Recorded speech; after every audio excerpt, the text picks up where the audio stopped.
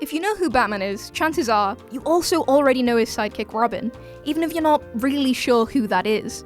The pair are almost inextricably intertwined, especially for fans on specific corners of the internet, because really, Batman is at his best when he has some kind of sidekick or partner to bounce off and to brood to. But not all of Batman's sidekicks are Robin, although that's easy to forget with the sheer amount of adopted wards who've taken on that role. Though the flock of Robins will always be most important to Batman because they're a huge part of his personal life, there are plenty of other Caped Crusaders that have fought and been trained under the Dark Knight's big goth wings. And they're all the more interesting for their relative obscurity. With everyone from villains to dogs having teamed up with our favourite superhero, it's well worth looking at all the assorted cast that he's worked with over the years, and where they're all at now. I'm Zoe from What Culture, and as the sidekick of What Culture Comics, I bring you 10 Batman sidekicks. Wait, Zoe, what are you doing? Are you recording a list? I told you, as my sidekick, as the Bold Blunder's sidekick, you need to have my toast buttered and my scripts on my desk by 10 a.m. It is 10:03. I am 3 minutes behind schedule and that does nothing for me. The 10 Batman sidekicks. No, don't you carry on recording. Number 10, The Signal. Perhaps the best known of more obscure Batman sidekicks, the Signal is worth mention because of one crucial thing that anyone who hasn't kept up to date with Dark Knight will have most likely totally missed, namely that the Signal has superpowers. In one of the more surprising twists of the year, it was revealed in All-Star Batman 9 that Duke Thomas has some kind of superpowers, as his eyes glow a bright yellow at the very end of the comic. This would be added upon in Dark Days, The Forge, where Duke would learn more about exactly what he's capable of doing, although this is still not totally laid out, despite the fact it could easily be one of the most interesting sidekick storylines in recent history. Combine this with the fact that Signal often operates at daytime, a time that Batman largely shies away from, and it's clear that Duke is way more important than he's often made out to be. Number 9, Ace the Bat Hound. While it would be tempting to try and also include the Bat Cow in this entry, she's a little less involved in combat than her canine brother Ace, who is perhaps best known for being a brief, but beloved, part of the Batman animated cartoon. Ace was a staple of earlier Batman comics, helping them save the day countless times, but he'd be written out of the universe in the 60s, replaced briefly by an unnamed dog with a mysterious bat symbol in its fur. After many other furry pals joined the Bat family, most notably Titus, Damian's beloved pet pooch, Ace would be reintroduced in Batman Annual 1, where he would be a dog turned savage by the Joker, who Alfred would then domesticate to be a loyal member of the family. Number 8, The Outsiders. In one of his many tiffs with the Justice League, Batman would decide to make his own team and form The Outsiders, a superhero group intended to do things that the Justice League couldn't. The group would initially be comprised of Black Lantern, Metamorpho, Halo, Geoforce, Katana, and Batman himself, but like many superhero teams, this would constantly change, with the addition and subtraction of additional members. While the Outsiders would often exist without Batman, as he is an unpredictable creature at the best of times, they were established and led by him, and largely follow his command as a leader. The team is currently made up of Katana, Orphan, The Signal, and Black Lightning, being sent on missions that Batman is unable to do, for whatever reason. Number 7, Huntress. Although they're usually at odds in any comic, Huntress and Batman did work together for a time. It's weird really, as them working together is integral to their strained relationship, as it seems as though every time the pair team up, Huntress either breaks Batman's rules on purpose, or is otherwise held up to incredibly weird standards by the Dark Knight. At their closest, after the events of No Man Land, where she would prove invaluable, Batman would try and get Huntress into the Justice League, as he felt this would work to curb the violent tendencies that usually put the two at odds. However, he would cancel this move after Helena almost killed the supervillain Prometheus, as he sensed she was too violent to be allowed in a superhero team that represented the best of the best. After the 2011 DC reboot, Huntress's backstory would be retconned, so the pair didn't share this complicated history. Number 6, Batman Incorporated. You'd think the fact that Batman has a team all over the world who fight crime would be continually shouted from the rooftops within the larger Batman franchise. As it is, the very opposite is very much true. While they've appeared briefly in other series, the vast majority of these heroes are kept entirely obscure, despite the fact they're so interesting. Batman Inc. is a global organization, personally funded by Bruce Wayne, despite how suspicious this does make him appear. Having wanted to help people all around the world, the Dark Knight nominated a series of like-minded noble individuals to serve as the protectors of certain countries, who he would then check up on every once in a while.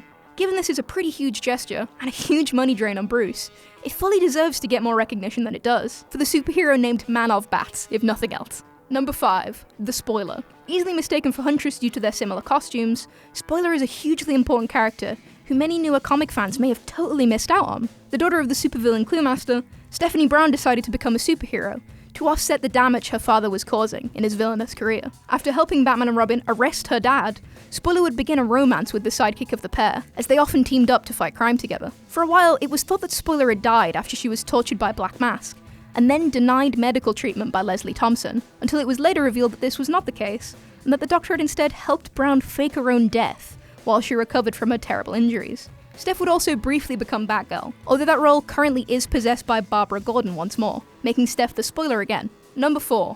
Batwing. Although Batwing may be moderately well known by superhero fans, it still stands to question that, should you ask the majority of people who like Batman who he is, most would have one response: who the hell is Batwing? Initially a title held by David Zavimbe, the mantle of Batwing will be passed on to Luke Fox, son of Batman's permanent friend and technological assistant, Lucius Fox. An MIT graduate who had taken up MMA, Luke was a natural fix to replace the retiring Zavimbe, and as such, Batman immediately asked him to take the job. While this largely leaves Luke out being the Batman of Africa, he often returns home to Gotham to assist the Bat family with any ongoing issues, such as when he returned to stop the Joker's daughter in her attempt to resurrect her father. When things get crazy, there's a good chance that Batwing will be the only person who isn't adopted that Batman will call on, which makes him kind of a big deal, all things considered.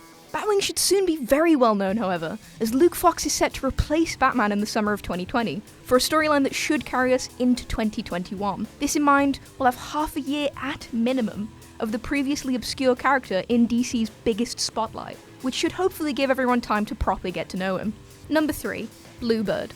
As far as sidekicks go, Bluebird, also known as Harper Row, is way too badass to be as ignored as she is in comics. The child of a negligent father, Harper became entirely self-dependent at a young age, filing for emancipation from her father and moving her and her brother out of his house, where she would support them by becoming an electrical engineer.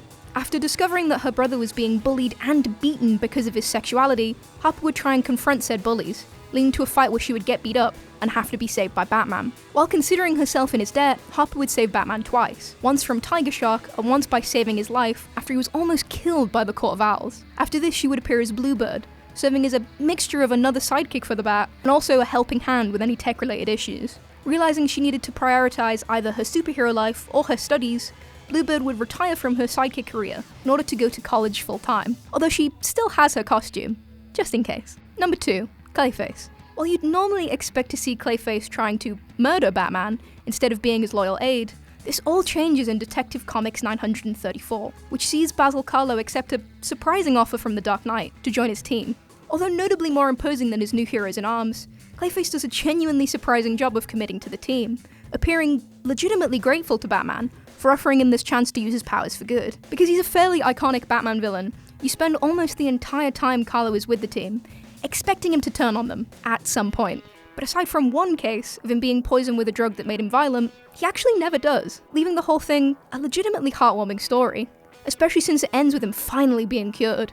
Although it's weird to say, it's a shame that Batman doesn't take more rogues into his team at some point, because for Clayface, it really allows his character to come through, more than the majority of comics with him in anyway, where his role is generally either punching the Dark Knight or being punched by him. While Basil Karlo is currently still cured, you're almost tempted to hope for his clay-based affliction to come back, just so you can see him be the world's weirdest sidekick once more.